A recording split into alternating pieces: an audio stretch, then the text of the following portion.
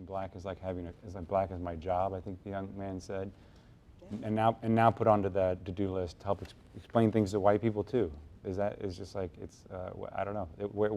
Where do you start the conversation? Where do you find common ground to start?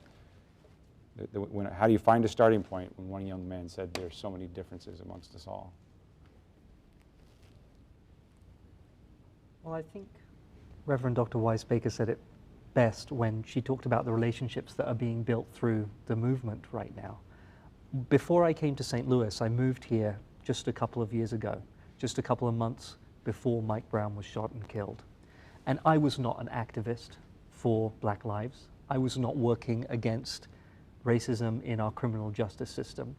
And it was the relationships I built with people in this city and attending vigils and rallies and protests which began to open my own eyes to the problems that we're living with, to the infected wound that is racism in this country.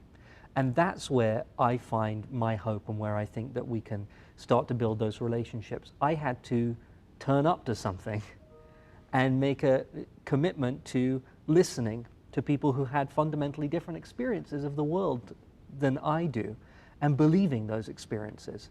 And that was the beginning of what I think is a long journey that I'm still on, to starting to build those relationships and understanding that I think we will need if we're going to make significant change.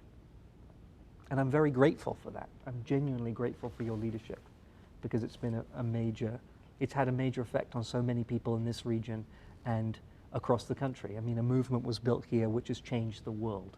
And I think that St. Louis can be proud of that. I agree. I mean, one of the things that happened in my faith was the Archbishop was listening.